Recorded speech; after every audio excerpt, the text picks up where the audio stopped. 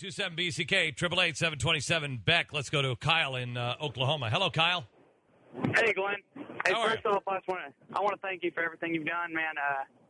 You're a great American, and if it wasn't for you, I wouldn't know half the stuff I do about government and politics and everything.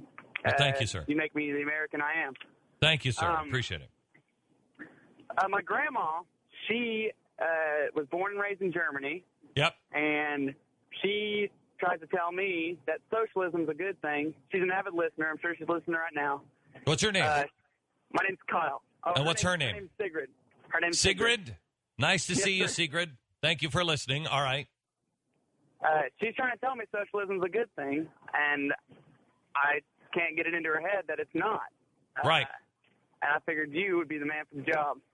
Well, Sigrid, you would know that socialism and nationalism is bad through the history of the Nazis.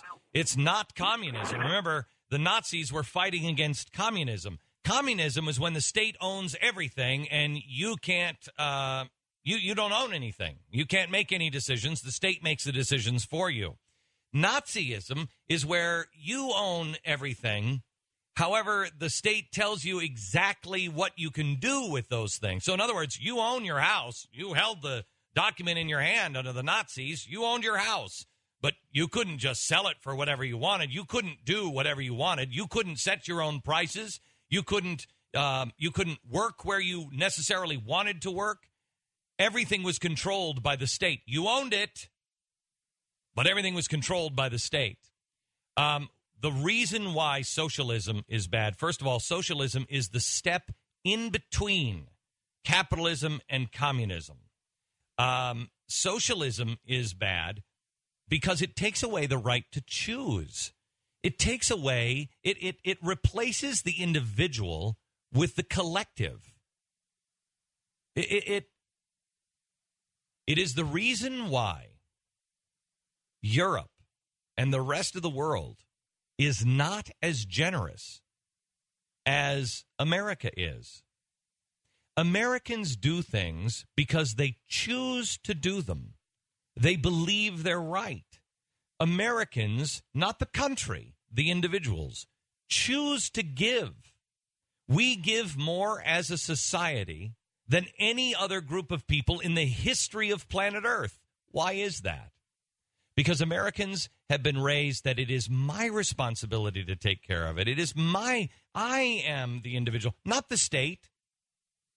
But that is slowly eroding. It is why you see conservatives give so much money and liberals give so little. Barack Obama, I think the biggest year of charity he ever gave was 4% of his salary. Joe Biden, up until last year, I think was 0.7% of his salary. And yet he's lecturing us that we have to be more compassionate.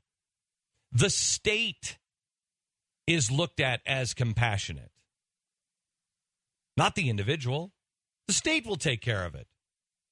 Well, that is the difference between applied and applied sciences and theoretical sciences.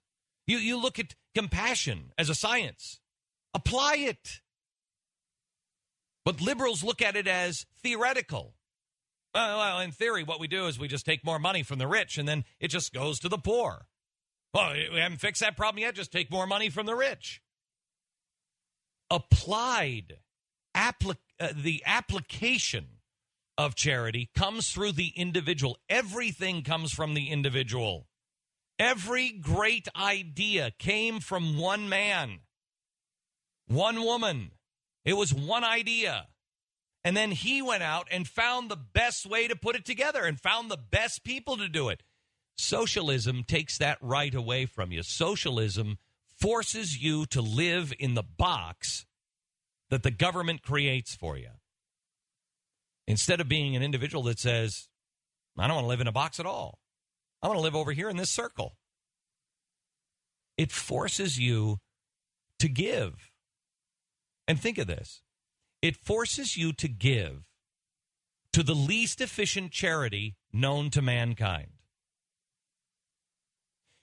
A bishop of mine, I said to him, I don't know how to I don't know how to give. I mean, I didn't grow up, and I grew up in a poor family, and I grew up in a faith where we didn't tithe. I don't know how to do that.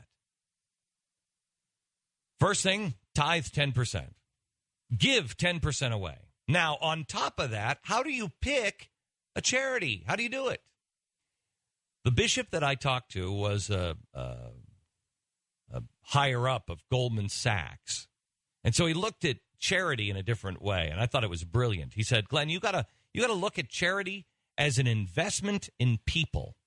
Do you believe in people? I said, yes. Then look at it as an investment in people. Every charitable dollar you give, look at it as an investment in people. Now, when you pick that charity, pick the one where the largest percentage of that dollar goes to the people, not to a system, not to an administration, not to limousines, not to fundraisers, but to the people you believe in. Well, that made it easy. Now I just look for charities that have the highest return right to the bottom line, which takes that dollar and puts 90 or 100% right to the people. That's hard to find, but you can find them. And when you do, that's how you should invest your charitable dollars. Look at it as a business. Look at it as an investment in people. Now, would anyone do that analysis and say, you know what? Gosh, the biggest bang for the buck is just if I write a check to the IRS. Never in your wildest dreams. If it wasn't the IRS, if it wasn't the government, you'd never give. If it was just a charity, if it was U.S. government charities, you would never, ever give it to them. Never. Because it's a waste of money. And instead, in a socialist world, you are forced to give to the most inefficient charity and invest not in people, but in the apparatus of the state. Oh, yeah. Here's our phone number, 888-727-BECK. It's 888-727-BECK.